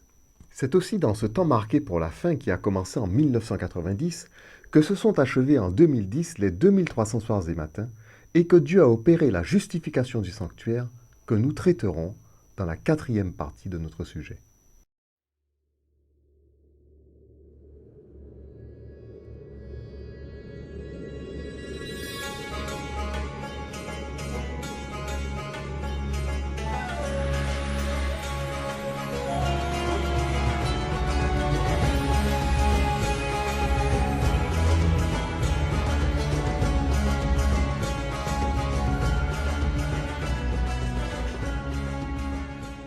Nous avons ensemble, au cours de cette étude, identifié les protagonistes, mis en lumière les temps prophétiques et les événements qui les jalonnent. Nous voici arrivés à la 4e et dernière partie de notre sujet, dans laquelle nous prendrons connaissance de l'événement annoncé au terme des 2300 soirs et matins de Daniel chapitre 8, la purification du sanctuaire. Et il me dit, 2300 soirs et matins, puis le sanctuaire sera purifié. Le mot traduit ici par « sera purifié » est le mot « nitsedak » en hébreu qui signifie « être réintégré dans son droit, être justifié ». L'idée la plus répandue sur ce verset est celle des adventistes du 7e jour. Ils pensent que la purification du sanctuaire ici mentionnée est l'accomplissement de la fête des expiations appelée Yom Kippour. Ils croient qu'en 1844, Jésus serait rentré dans le lieu très saint du sanctuaire céleste pour commencer le jugement qu'ils appellent jugement investigatif. Nous avons montré dans cette étude que les 2300 soirs et matins ne se sont pas achevés en 1844, mais bien plus tard en 2010. Dans cette partie de notre sujet, nous montrerons que la purification du sanctuaire ne concerne pas le Kippour. Que s'est-il passé en 2010 au terme des 2300 soirs et matins? Qu'est-ce vraiment que la purification, ou plus précisément la justification du sanctuaire, dont parle le prophète Daniel au chapitre 8 de son livre? La réponse se trouve dans la question du saint. Le saint déclare que le sanctuaire a été détruit par la petite corne et la vérité jetée par terre.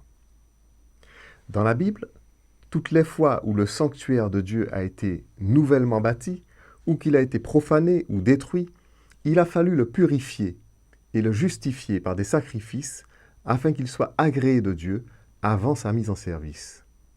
Prenons l'exemple des tabernacles dressés par Moïse et Salomon. Bien qu'ayant été inspirés de Dieu et bâtis par des hommes guidés par le Saint-Esprit, il a fallu qu'ils soient purifiés par des sacrifices pour qu'ils soient agréés de Dieu et que Dieu y établisse sa demeure.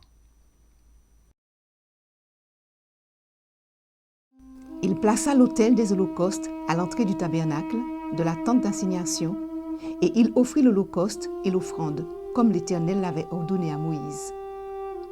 Il fit pareillement l'aspersion avec le sang sur le tabernacle et sur tous les ustensiles du culte. Et presque tout, d'après la loi, est purifié avec du sang, et sans effusion de sang, il n'y a pas de pardon. Il était donc nécessaire, puisque les images des choses qui sont dans les cieux devaient être purifiées de cette manière, que les choses célestes elles-mêmes le fussent par des sacrifices plus excellents que ceux-là.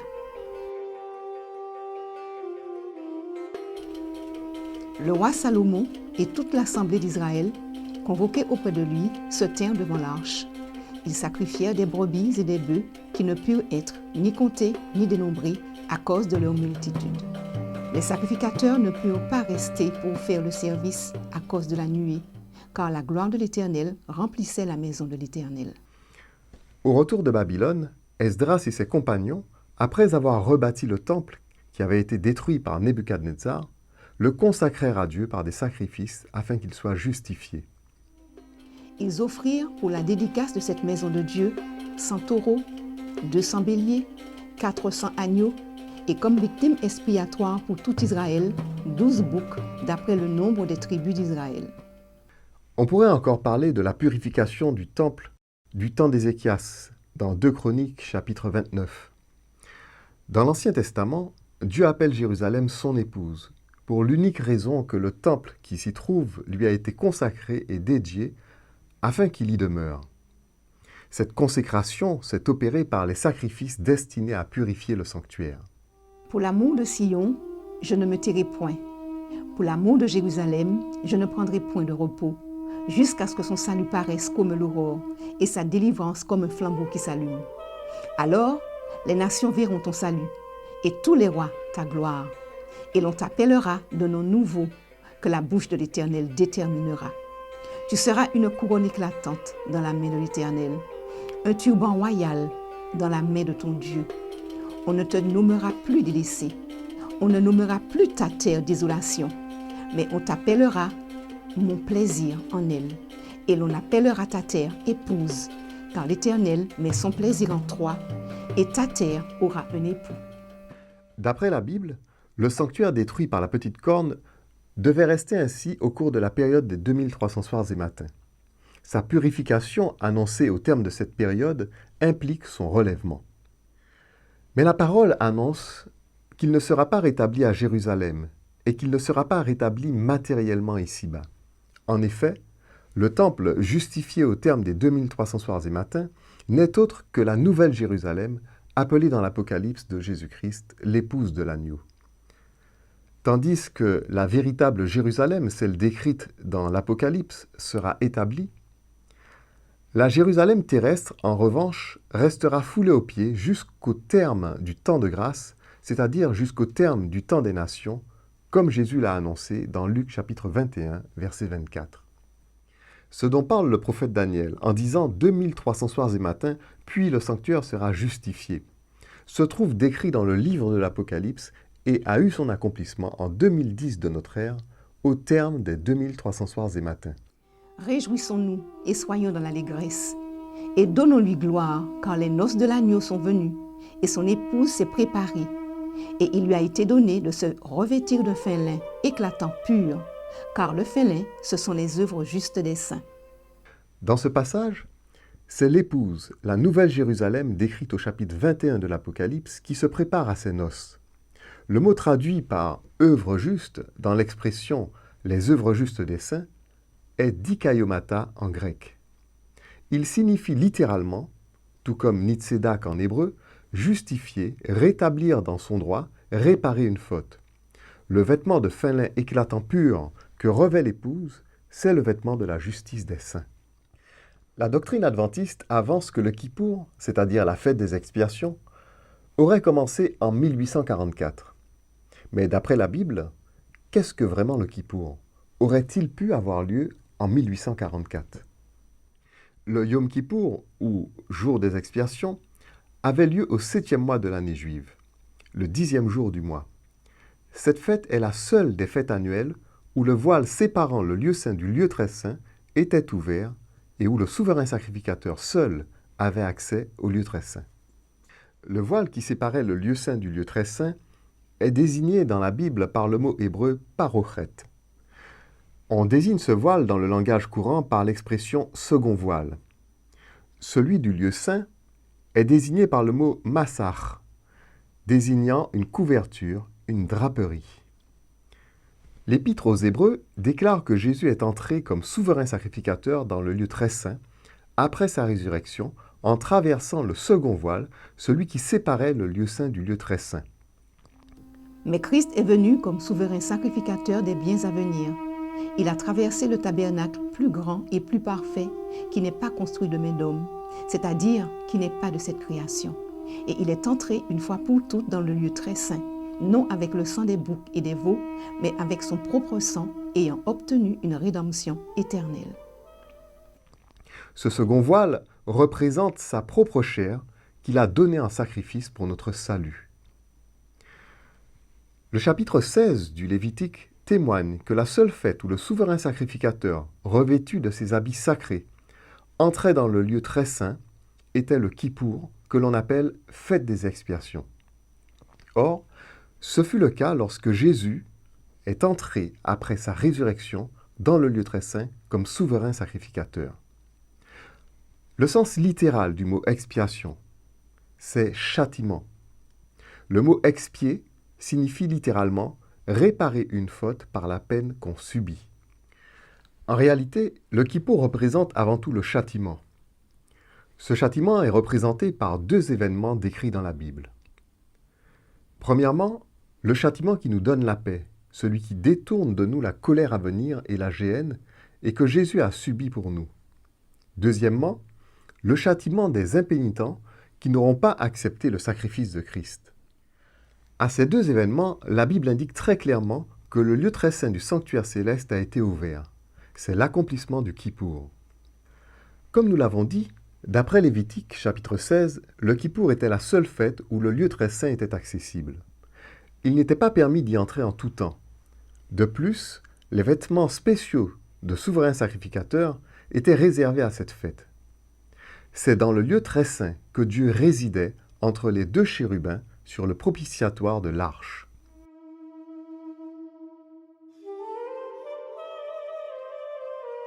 L'Éternel dit à Moïse, « Parle à ton frère, à Aaron, afin qu'il n'entre pas en tout temps dans le sanctuaire, au-dedans du voile, devant le propitiatoire qui est sur l'arche, de peur qu'il ne meure. Car j'apparaîtrai dans la nuée sous le propitiatoire. Voici de quelle manière Aaron entrera dans le sanctuaire. Il prendra un jeune taureau pour le sacrifice d'expiation et un bélier pour l'holocauste. Il se revêtira de la tunique sacrée de lin et portera sur son corps des caleçons de lin. Il se ceindra d'une ceinture de lin et il se couvrira la tête d'une tiare de lin. Ce sont les vêtements sacrés dont il se revêtira après avoir lavé son corps dans l'eau. » C'est dans ce lieu que Jésus est allé s'asseoir à la droite du Père dans les cieux. Or, une lecture du Nouveau Testament montre que le Kippour n'aura lieu qu'à deux reprises. Premièrement, à la mort et à la résurrection de Jésus. Tout prouve qu'il y a eu Kippour à ce moment. Jésus est décrit dans l'Épître aux Hébreux comme étant le voile du lieu très saint qui s'est déchiré dans le temple lorsqu'il a expiré. D'autre part, cet épître nous le décrit en tant que souverain sacrificateur selon l'ordre de Melchisédek, étant entré une fois pour toutes dans le lieu très saint. La liaison est soulignée ici entre les mots souverain sacrificateur et le lieu très saint, car le seul moment où celui-ci revêtait ses habits sacrés était le Kippour, seule fête où l'accès au lieu très saint était ouvert. Les adventistes pensent que cette description de l'Épître aux Hébreux a eu lieu en 1844. Mais l'auteur de cet épître invite les chrétiens de son époque à s'approcher de leur souverain sacrificateur par la route qu'il a inaugurée au travers du voile de sa chair crucifiée pour ouvrir l'accès au lieu très saint et à la grâce.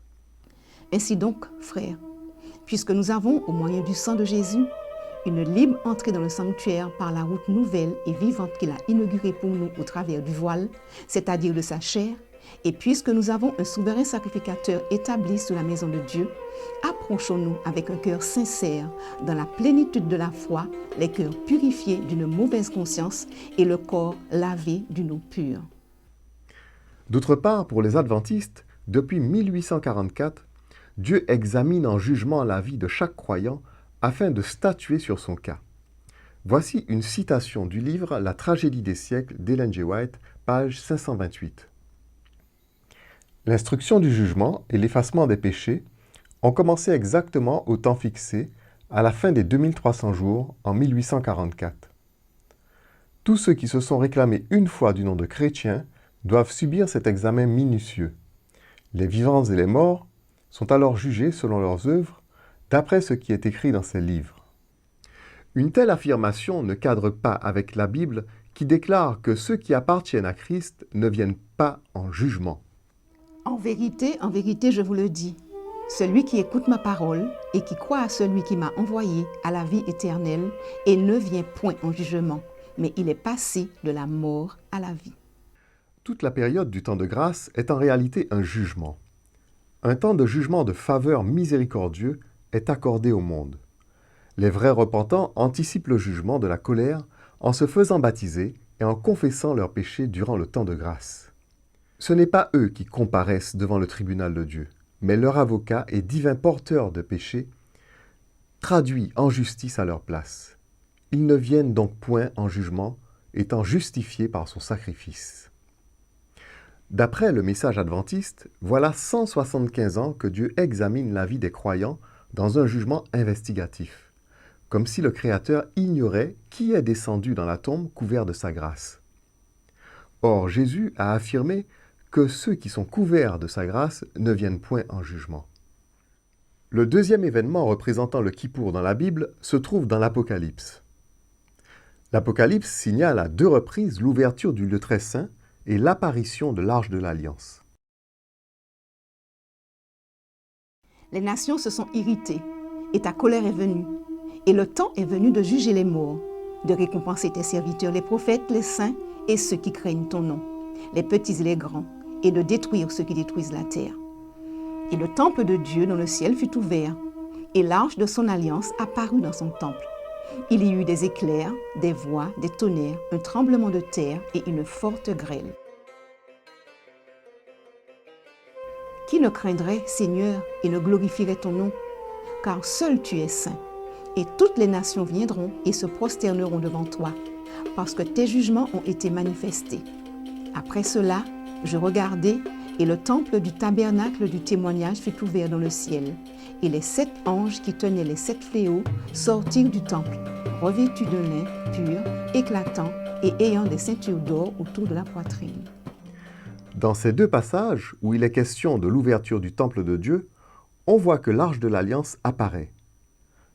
Dans le deuxième passage, le tabernacle du témoignage est le coffre renfermant les tables de la loi, encore appelées tables du témoignage dans Exode chapitre 31, verset 18. C'est donc le Kippour qui est signalé. Il s'agit ici du Kippour des impénitents.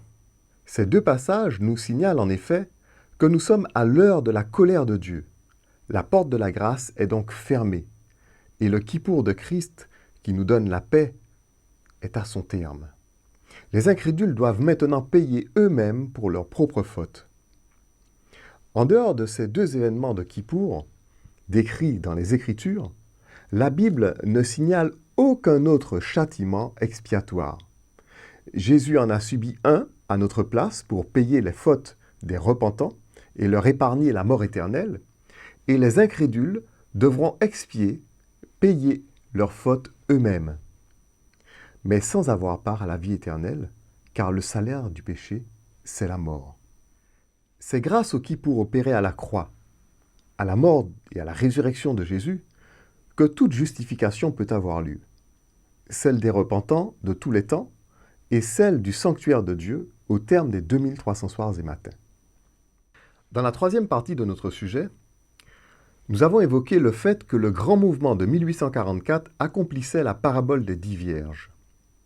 Dans cette parabole, Jésus avait annoncé que la fausse alerte de la venue de l'époux serait suivie d'un assoupissement puis d'un sommeil.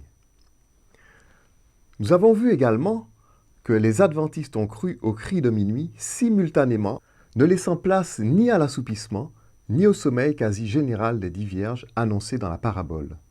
Dans cette parabole, l'assoupissement et le sommeil montrent que celles-ci ne veillent pas. Comme lorsqu'on dort, elles sont dans les ténèbres. Leur état est décrit dans la lettre à l'église de Sardes et dans la lettre à Laodicée au chapitre 3 de l'Apocalypse. Les églises dites chrétiennes de nos jours passent pour être vivantes tandis qu'elles sont plongées dans un sommeil de mort, comme dans la lettre à l'église de Sardes. D'autre part, elles sont décrites comme étant aveugles, c'est-à-dire ne possédant ni ne voyant la lumière, comme dans la lettre à Laodicée. Bien des gens attendent le réveil dans l'agitation, comme c'est le cas dans les églises représentant Sardes et Laodicée. L'une passe pour être vivante, tandis qu'elle est morte, l'autre se croit riche, tandis qu'elle est malheureuse, misérable, pauvre, aveugle et nue. Dans la parabole des 10 vierges, le véritable réveil est représenté par la lampe qui éclaire. Que représente donc cette lampe? L'apôtre Pierre nous renseigne là-dessus. Et nous tenons pour d'autant plus certaine la parole prophétique, à laquelle vous faites bien de prêter attention, comme à une lampe qui brille dans un lieu obscur, jusqu'à ce que le jour vienne apparaître et que l'étoile du matin se lève dans vos cœurs. Dans la Bible, la lampe représente la parole prophétique. C'est par les prophéties que Dieu dévoile ses plans à ses enfants et les guide. C'est par elle qu'il désigne qui est son épouse et qui est Babylone. C'est aussi par elle qu'il crédite ses serviteurs et dénonce ses ennemis. Le véritable réveil n'est pas authentifié par l'agitation, le spectacle, la notoriété, l'ancienneté ou la richesse d'une église, mais uniquement par son appel prophétique et son intelligence des temps et des faits décrits dans les prophéties. D'autre part, c'est seulement à son épouse qu'il a justifié que Dieu accorde la lumière de sa face, qui est le sceau de Dieu, et la révélation prophétique pour notre temps. Révélation qui concerne son élection et sa mission. Parle à Aaron et à ses fils et dis, vous bénirez ainsi les enfants d'Israël. Vous leur direz, que l'Éternel te bénisse et qu'il te garde. Que l'Éternel fasse luire sa face sur toi et qu'il t'accorde sa grâce. Que l'Éternel tourne sa face vers toi et qu'il te donne la paix. C'est ainsi qu'ils mettront mon nom sur les enfants d'Israël et je les bénirai. Je regardai et voici l'agneau se tenait sous la montagne de Sion et avec lui 144 000 qui avaient son nom et le nom de son père écrit sur leur front. C'est maintenant l'heure du réveil, c'est maintenant le cri de minuit, car l'époux est à la porte. Les noces ont eu lieu, et l'époux vient bientôt chercher son épouse pour le festin des noces. Nous expliquerons ce sujet plus en détail dans la suite de notre étude. Comme nous l'avons vu, la justification du sanctuaire décrite dans Daniel 8 trouve son accomplissement dans les noces de l'agneau, représentées par la justification de la Nouvelle Jérusalem, la femme de l'agneau. Lorsqu'on entreprend de bâtir une maison, le premier instrument que l'on prend est un instrument de mesure. Plusieurs textes de la Bible annonçaient l'édification de la Nouvelle Jérusalem et son alliance par la justification avec son époux. Je levai les yeux et je regardai. Et voici, il y avait un homme tenant dans la main un cordeau pour mesurer. Je dis, où vas-tu? Et il me dit, je vais mesurer Jérusalem pour voir de quelle largeur et de quelle longueur elle doit être. Il m'y transporta dans des visions divines et me déposa sur une montagne très élevée, où se trouvait au midi comme une ville construite. Il me conduisit là, et voici, il y avait un homme dont l'aspect était comme l'aspect de l'airain. Il avait dans la main un cordeau de lin et une canne pour mesurer, et il se tenait à la porte. L'Apocalypse également, par le symbole de la canne à mesurer, montre que le temps est venu de sortir de Babylone et de reconstruire le temple, que l'heure de relever les ruines causées par la petite corne a sonné. Celui qui me parlait avait pour mesure un roseau d'or, afin de mesurer la ville, ses portes et sa muraille. La ville avait la forme d'un carré et sa longueur était égale à sa largeur. Il mesura la ville avec le roseau et trouva 12 000 stades. La longueur, la largeur et la hauteur en étaient égales. Le nombre 144 000 apparaît dans la description des mesures de la Nouvelle Jérusalem. Le verset que nous venons de lire montre que la ville a la forme d'un cube. Elle possède donc 12 arêtes de 12 000 stades chacune, soit une valeur de 144 000. Ce nombre est un nombre symbolique. Nous le trouvons aussi dans l'Ancien Testament, où il prend tout son sens. C'est lui qui nous permet d'identifier la véritable épouse de Christ. Et l'Éternel dit à Abraham, « Sache que tes descendants seront étrangers dans un pays qui ne sera point à eux. Ils y seront asservis et on les opprimera pendant 400 ans. » Dans la Bible, une année équivaut à 360 jours. Si nous voulons mettre 400 ans en nombre de jours, nous devons faire 400 fois 360, soit 144 000 jours. Le nombre 144 000 n'est pas un nombre littéral, mais un nombre symbolique représentant un peuple ayant subi 400 ans d'esclavage. Dans l'Ancien Testament, il s'agit du peuple juif. Mais comme nous le verrons, dans le Nouveau Testament et durant l'ère chrétienne, ce nombre ne désigne plus le peuple juif. Jésus a éclairci cette question, tant dans l'Évangile de Jean que dans l'Apocalypse. Jésus leur dit, « Si vous étiez enfants d'Abraham, vous feriez les œuvres d'Abraham. Vous avez pour père le diable, et vous voulez accomplir les désirs de votre père.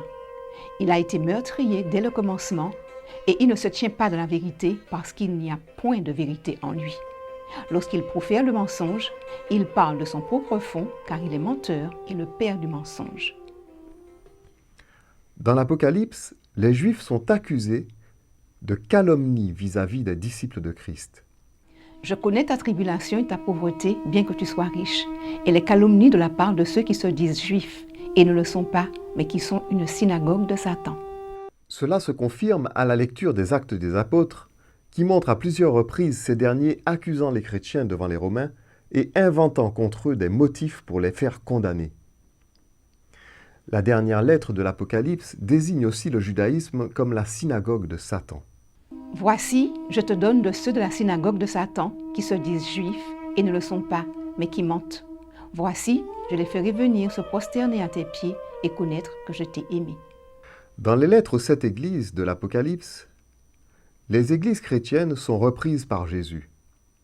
Mais le mot synagogue évoqué dans les lettres aux églises de Smyrne et de Philadelphie fait référence uniquement au judaïsme qualifié de synagogue de Satan et de menteur comme le père du mensonge. Un autre élément nous assure que les 144 000 de l'Apocalypse ne sont pas issus du peuple juif. En effet, les 12 tribus énoncées au chapitre 7 de l'Apocalypse, faisant mention des 144 000, ne sont pas données dans un sens littéral, mais dans un sens symbolique. Elles ne sont pas représentatives des 12 tribus de l'Ancien Testament, puisque la tribu de Joseph y est représentée 2 fois. Joseph et Manassé son fils, tandis que la tribu de Dan n'y figure pas. Elles sont donc énumérées à titre symbolique, car elles représentent ici un peuple mis en esclavage 400 ans, soit 144 000 jours, durant l'ère chrétienne. Il ne peut donc s'agir du peuple juif qui n'a pas connu 400 ans d'esclavage durant l'ère chrétienne. La Nouvelle Jérusalem, dont les dimensions équivalent à 144 000, n'est pas rétablie par le judaïsme ni au sein du peuple juif. Mais l'histoire du peuple juif nous donne une idée plus claire de la trame du chapitre 7 de l'Apocalypse et nous renvoie à un peuple qui a vécu une histoire similaire durant l'ère chrétienne. Certaines théories avancent que le nombre 144 000 serait un nombre littéral de personnes. Mais en réalité, il ne l'est pas. Il représente la condition d'un peuple que Dieu a choisi comme ses serviteurs dans cette fin des temps pour relever les ruines de sa maison. Dans le chapitre 7 de l'Apocalypse, Jean voit le scellement des 144 000, puis une foule que personne ne peut compter de toute tribu, toute nation, tout peuple, toute langue. Ceux, dit-il, qui viennent de la grande tribulation. Cette trame est explicitée par celle de la sortie d'Égypte des enfants d'Israël. En effet, au terme des 400 ans d'esclavage en Égypte, les Hébreux étaient devenus le peuple des 144 000 jours d'esclavage. Cependant, à leur sortie d'Égypte, ils représentaient une foule que personne ne pouvait compter, à laquelle aussi beaucoup d'étrangers s'étaient mêlés. Le livre des Nombres montre qu'à la sortie d'Égypte, seuls les hommes en mesure d'aller à la guerre avaient été dénombrés. On en comptait 600 730. Les femmes, les enfants, les personnes âgées et les Lévites ne furent pas comptés. Faites le dénombrement de toute l'assemblée des enfants d'Israël, depuis l'âge de 20 ans et au-dessus, selon les maisons de leurs pères, de tous ceux d'Israël en état de porter les armes. L'épouse est donc issue d'un peuple ayant subi 400 ans d'esclavage. En effet, dans le Cantique des Cantiques de Salomon, la Bible décrit l'épouse de l'agneau comme étant une femme noire qui a été mise en esclavage par ses frères. Je suis noire et agréable, fille de Jérusalem, comme les tentes de Kédar, comme les tentures de Salomon. Ne me regardez pas parce que je suis noire, parce que le soleil m'a regardée. Les fils de ma mère se sont irrités contre moi. Ils m'ont fait gardienne des vignes. Ma vigne à moi, je ne l'ai pas gardée. C'est cette femme noire, mise en esclavage par ses frères, que le Cantique de Salomon désigne comme l'épouse de celui qui règne sur le trône de David. Sortez, filles de Sion, regardez le roi Salomon, avec la couronne dont sa mère l'a couronné le jour de ses fiançailles, le jour de la joie de son cœur. L'Apocalypse aussi décrit l'épouse comme une femme noire en la comparant à une pierre de jaspe, une pierre de couleur brune. Puis, un des 7 anges qui tenait les 7 coupes remplies des 7 derniers fléaux vint, et il m'adressa la parole en disant, « Viens, je te montrerai l'épouse, la femme de l'agneau. » Et il me transporta en esprit sur une grande et haute montagne.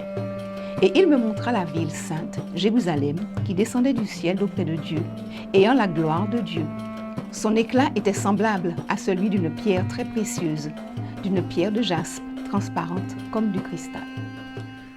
L'histoire du peuple juif est une représentation théâtrale d'événements plus grands qui se sont produits durant l'ère chrétienne.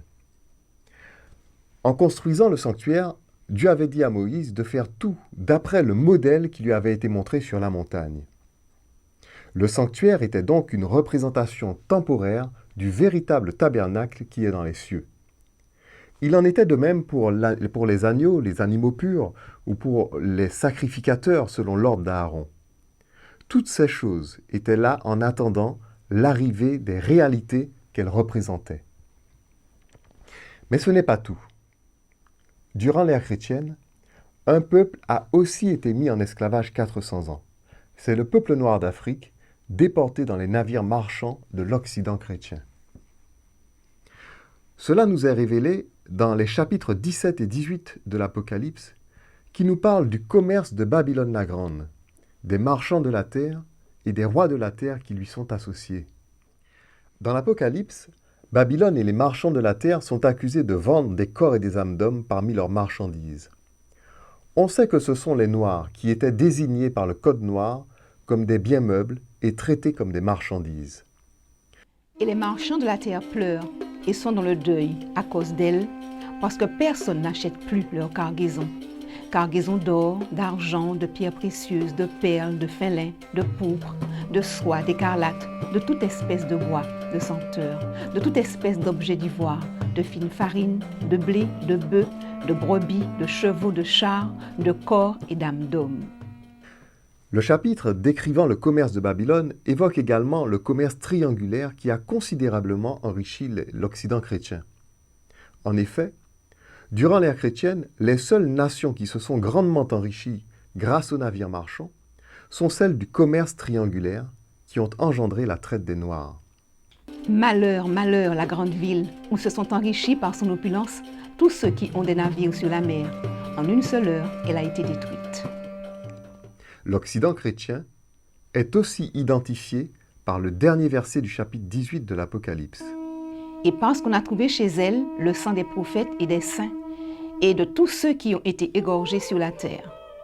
Nous avons vu dans les précédentes parties de notre sujet que la petite corne représentait l'impérialisme occidental de la Rome antique à nos jours. Ce verset de l'Apocalypse en est une illustration.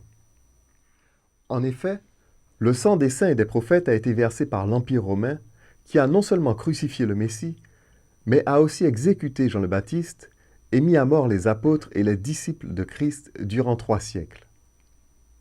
L'Occident chrétien, qui en est le prolongement, a réussi l'exploit de coloniser la presque totalité du monde en versant le sang de nombreux peuples et en faisant disparaître de grandes civilisations pour s'emparer de leur territoire. On a trouvé chez elles le sang de tous ceux qui ont été égorgés sur la terre. Le parallèle existant entre la mise en scène prophétique jouée par le peuple juif dans l'Ancien Testament et l'histoire du peuple noir durant l'ère chrétienne est frappant.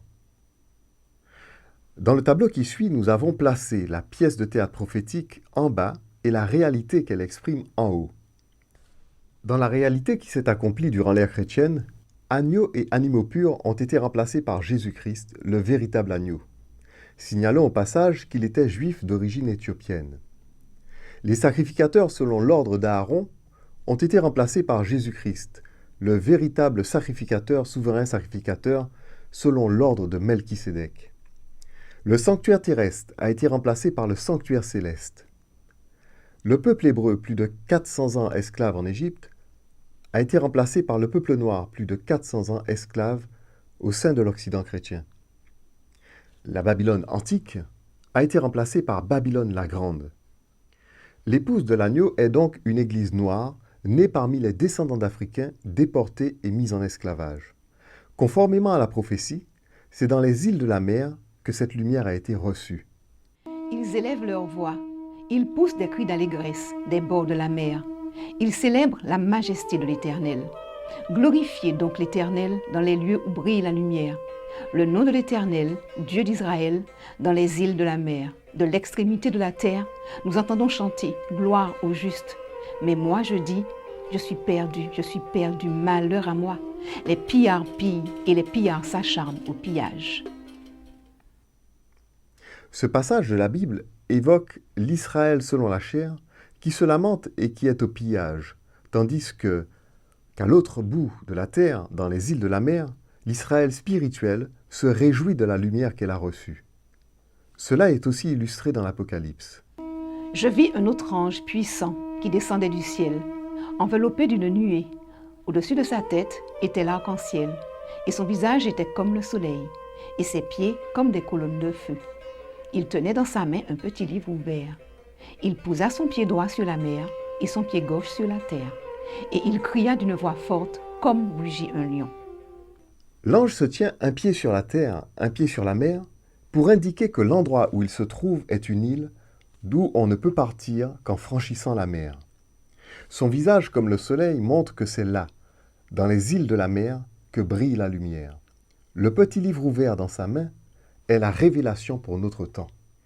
C'est en effet dans les îles de la mer, dans les Caraïbes, où ont été déportés les premiers captifs noirs, que par des révélations depuis 2005, Dieu a préparé son épouse, alors appelée l'Église de l'amour fraternel.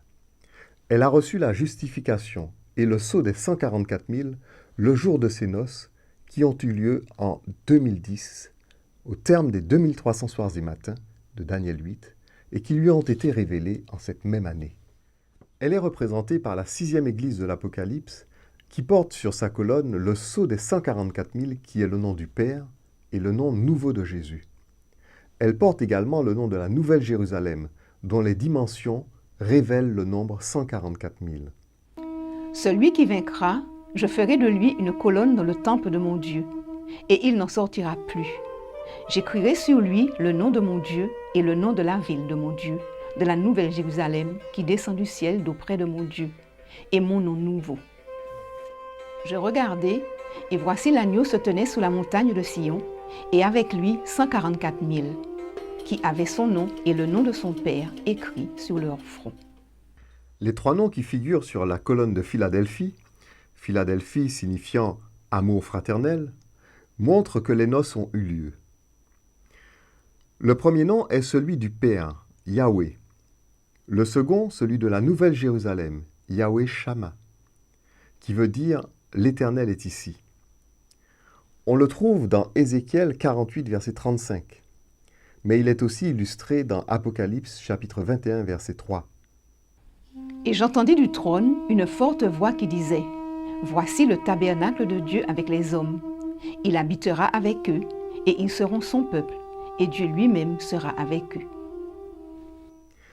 Le troisième nom, figurant sur cette colonne, est le nom nouveau de Jésus, Eliakim en hébreu, qui signifie « celui que l'Éternel établit ».